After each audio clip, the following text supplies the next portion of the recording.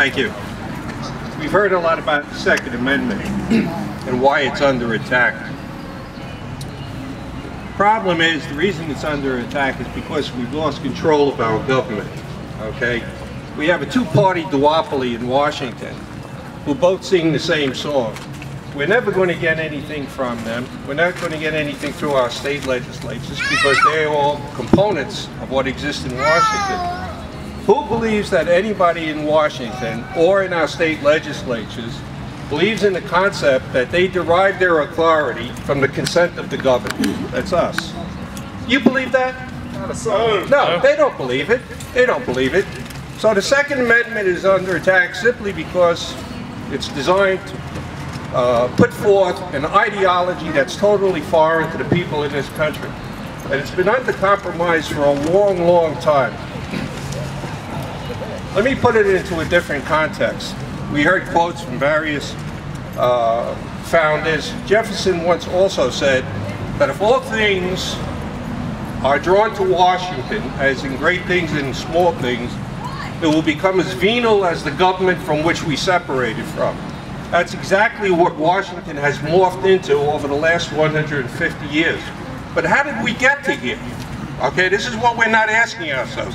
We're fixated on the Second Amendment because they've taken everything else away from us.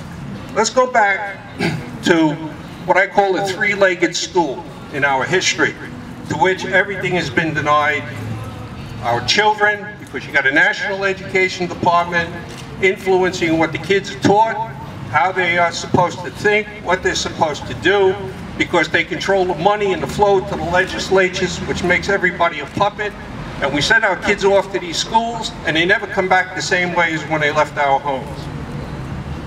When the so-called Civil War ended, and I contend that the wrong side won that war. What it was about was not a regional war, as it has been made out to be by the people in control. It was a war of two ideologies. One was an ideology of socialism, which Lincoln supported and embraced. That's the part of the history that they don't teach you kids, okay?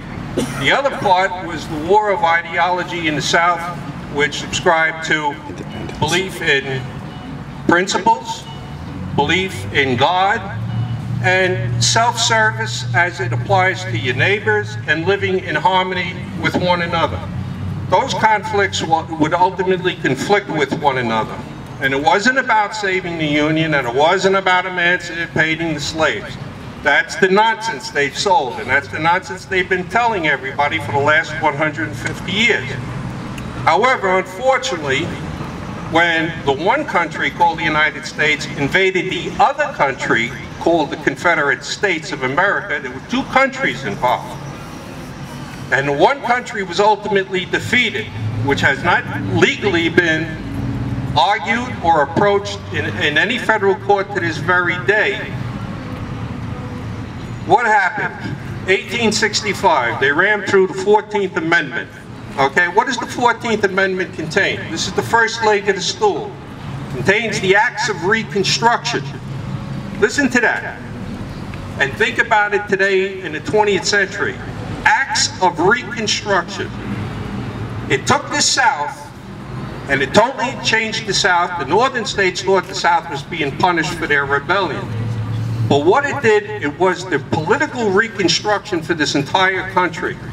Because what it did, it transferred state sovereignty as a result of what concluded in the Civil War to the central government. The central government became the all-seeing, all-knowing eye in the sky. That's what Lincoln wanted. That's what his Red Republicans and his 48ers that the European countries at that time were throwing out, they all came here. Where did they go? They went into the North. Northern legislature, northern governments, federal army, Lincoln's cabinet, the Red Republicans, the 48ers. You got to read about it. You know about it? Probably not. That was the beginning of the end. The second leg of the federal stool, and why we're here today, was the creation in 1913. Lincoln was a Republican. Next comes the next Republican, Woodrow Wilson. What does he do? Federal Reserve. Federal Reserve, that's exactly right. He takes our money and he gives it and he puts it into the hands of private bankers. What else did they do in 1913? IRS. They created the IRS. And they sneaked through the 17th Amendment. Does anybody know what the 17th Amendment was? Probably not. Let me tell you what it was. That was the final seal on the first leg of the stool. It took your federal senators that were appointed in your state legislatures, it made them part of a federal election, national elections. Some people say, what's wrong with that? Look what just happened. Every group around the world has bought and paid your senators today. You don't have control of those people in Washington. They owe themselves to every lobbyist around the world, up to and including the people who control the cash flow, which is the CFR, the Council of Foreign Relations. You don't have control of your government. It's been sold out a long time ago. That was the second leg of the stool. Now the third leg of the stool is when they had to put it over the top. The 1960s, okay, we all know what happened in the 1960s. They used the civil rights movement as a cloaking device to create every federal department in existence today. Every one of those federal departments is entitlement departments that created the demographic base that just elected this Marxist in Washington. That's how they used it. The Kennedys, LBJ now, the other guy, okay? What did he do? Great American Society program. That was a whole transfer into social entitlements. And they've been building on that ever since. And also in 1965, while we were getting ready to fight yet another war, Vietnam, what did the Kennedy bunch and the rest of them do? They snuck through the Revised Immigration Act. You know what the Revised Immigration Act was? It was the dilution of America, in which the third world was given entry into this country as opposed to Europeans. Now, I'm not opposed to people coming in, but they came in and they were handed every federal entitlement ever since. 1975, NOM ends. And what do we got? Political correctness. And what's pushing it through? Everything by way of the Immigration Act of 1965, it morphed into the yuppie generation, the me generation, the Clintons, the giveaway, and this is what we got. The reason why we're standing here today is because we've lost our country. You're not going to get it back with the two-party duopoly in Washington. As the previous speaker said, they will tell you one thing on Monday, and they'll lie to you on Tuesday, and they'll rape you on Wednesday. Or as Jimmy said, the Democrats will stab you in the front, and the Republicans will stab you in the back. The reason why we're fighting for our rights today is because the last thing in their manifest lie is our weapons. They get control of those weapons and they'll use any means possible. And they're starting through the legislatures. This is how they creep. They're a cancer. They get those weapons. Unlike before, what happened during the Civil War? You had militia, as was guaranteed under the Constitution. Now you don't have the militia. And you had the National Guard at one time. What did they do with that? They federalized it. So your National Guard is no longer your state guard. They're federal troops. But what do they have today? And they can't control? They don't know where those guns are. They're in your home, and your home, in the houses. And they don't know what to do about that. So they're trying to bring those weapons out of your homes. How are they doing it? Oh, let's go, magazine clips. Now, all of a sudden, a legal citizen becomes an illegal citizen.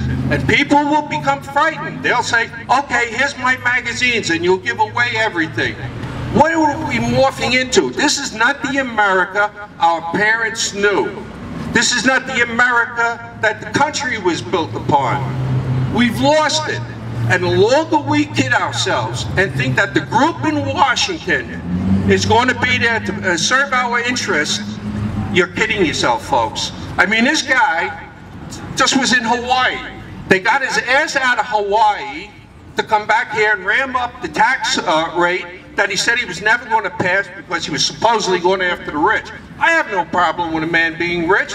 I'd like to know how the man got rich, because maybe I could do some of the things he was doing.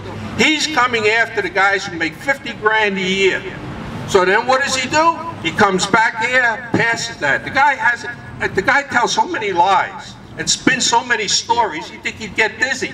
Now he talks about sequestration. This is a joke. This is an absolute joke, and he's up there, the world is coming to an end, it's going to come to a doom, and this is what he does, and all of the demagogues follow him. He's talking about $85 billion out of a $3 trillion budget this year, which is less than 2% on $16.5 trillion that they've accumulated, 6 of which has been under his administration, and by the time he's done in 2016, they're looking at $20 trillion. You're not going to balance anything on this. It's not a revenue problem. It's a spending problem. But if they cut the spending, as they should with the entitlements, what does that mean? It means they go after their demographic base that just gave them the election. You want to change things in Washington? Pass one federal law. No more lobbies. That means these people who write the laws actually going to have to read them before they pass them. Whoever heard of anything like Pelosi? We need to pass what's going to cost $15 trillion, of which the man stole $750 billion from Medicare to front his Obamacare. And nobody says anything about that. This is insane. It's a 10-year program.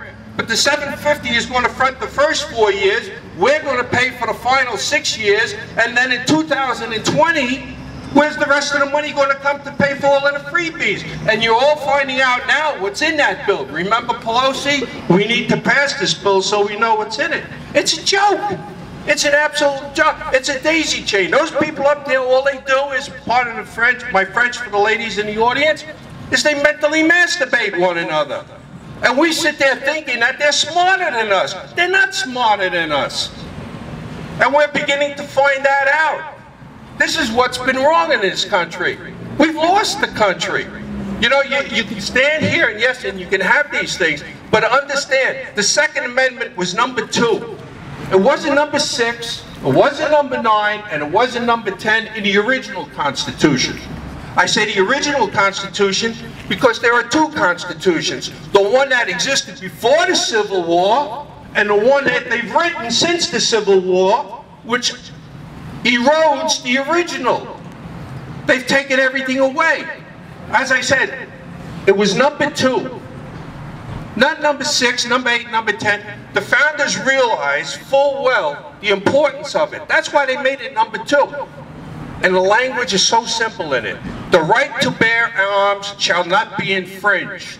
Period. Period. No ifs, ands, or buts that if some guy has a musket or some guy has a rifle or some guy has a magazine, they made it clear. Because the founders who spoke multiple language, who understood world history like none other, knew of the portents of these people moving forward, what they might do. And that came to a head, as I said, in 1861. But that war was coming long before that because the issues going, leading up to that particular time were not being asked and answered. And what happened is you had a plurality of states. As John Calhoun, and I'm going to paraphrase him, in 1831 said, are we a federal government or are we a national government? Do we derive our power from the sovereignty of the states or from the central state? He asked that question in 1831. 1831, and it remains unanswered to this very day. That's what those people have created. They've created a central Marxist state. And by giving away all of these entitlements, they're just creating a demographic base of entitlement that knows nothing. You want to make this fair? Put through a flat tax. 15%, everybody. You make $10,000, 15%. You make $200,000, 15%. This means that takes away their demographic base because some guy making 10 grand who's been getting all of the freebies, now he's got what? Skin in the game. So when they screw the guy who's making a little bit more, they got to screw the guy on the bottom. And he's not going to like getting screwed. And that means he's going to turn around and say, hey, Mr. Obama, I don't like what you're doing. What does that spell? Accountability. And what does Washington do today? They run away from accountability. And then once again, look, there was never a regional war long ago. It was a war of two ideologies.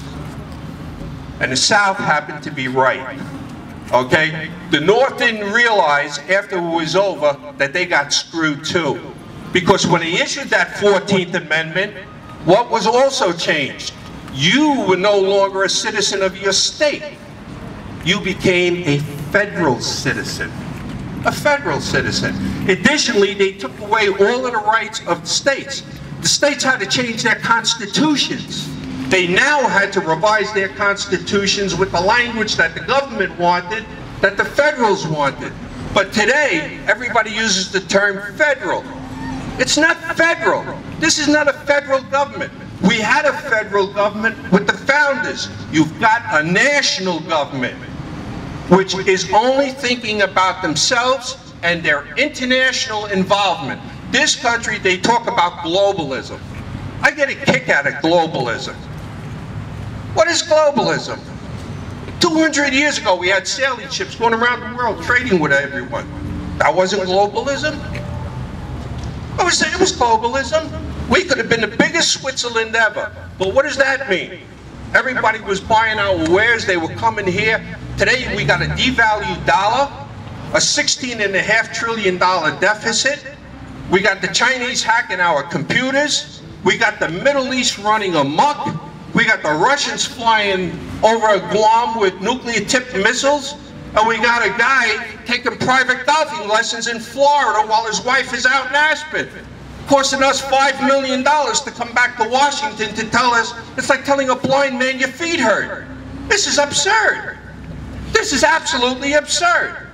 And this guy, if you believe he got elected, which I personally do not believe he got elected, this was the biggest mock election. You know, it was a movie. It was a movie. And I knew it was over at during the second debate. Everybody had to know that. Romney had him on the ropes with Benghazi.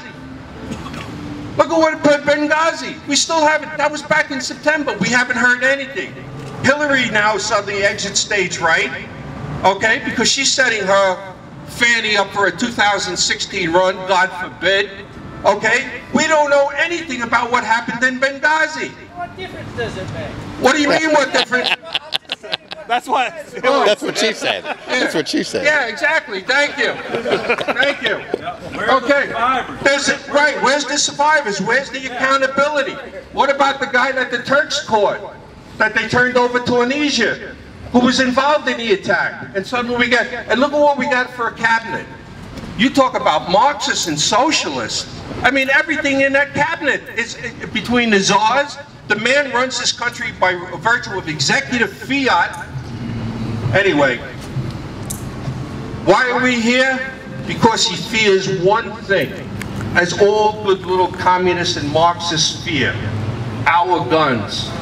And they have gotten so far out in front of themselves over these last 150 years, ever since April of 1865, that they've all come to believe their own garbage. And they think they're so stupid that they don't think us able to realize what is going on. We are realizing what is going on. This is the last line. This is the last line. Make no doubt about it.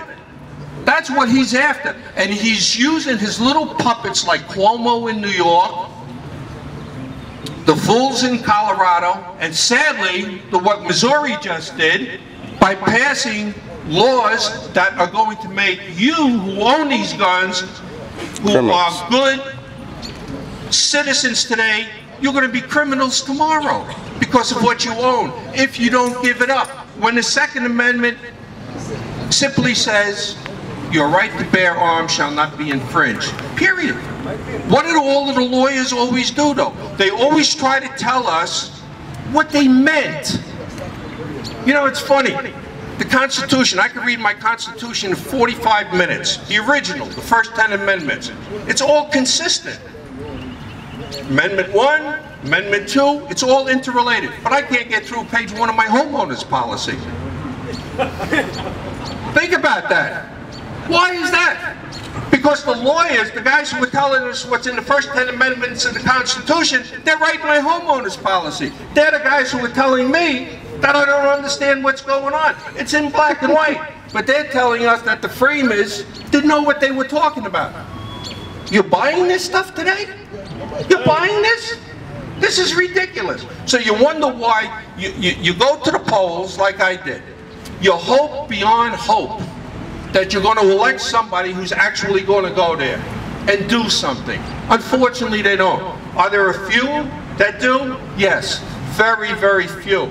But I will tell you this, my own personal thing, for those who are not aware, is that, and this may sound extreme to some, but the Confederate government never surrendered. How many here are aware of that? I want just a show of hands. Okay, that's very few. Everybody thinks the military surrendered, that means the government was surrendered. No military can surrender a sitting government. President Davis was kept in jail for 2 years, and he told him to kiss my you-know-what. He never surrendered the government. You know what that means? It could be restored. The government of the Confederacy can be restored because it's never been challenged. Why do you think Lincoln never brought any of the soldiers or any of the elected leaders of that time into court? You know why? Because Salmon Chase, the Supreme Court Justice of that time, told him, if you do that, what you won on the battlefield, you're going to lose in a court of law. In other words, he was talking about the 10th Amendment, and the states had the right to secede, given everything that was talked about here today, which is the protection of your guns, the protection of God, liberty, and everything that we believe in, peacefully. Not because of what these cretins up there and these miscreants in Washington are telling us to do, along with the puppeteers in the state legislatures. So the government of the Confederacy can be restored. How do you do that? Constitutionally. You have to become Confederate citizens again. You can hold dual citizenship. You got to open your minds to what's going on. And if you get a plurality within each of the original 13 states, you can then elect delegates to go to a constitutional convention and reseat and restore both houses of the Confederacy that will force them to deal with us and recognize us as the country that we once were. Remember, that was not a war, it was not a civil war. A civil war is a war of two peoples within the same country. We were two countries and we had a sitting government. Don't let them pull the wool over your eyes. And that's going to be our only out. I'm telling you, mark my words. There's a big division, and anybody who wants to join us, let them come and join us. You may say this is really too much to absorb. Read your history books. It's all there. But it's the history that they're not telling you. And if you think Washington is going to honor your beliefs and requests, you're sadly mistaken. It's just a question of time as to who prevails. Them or you. That's my 2 cents. Thank you. Very good.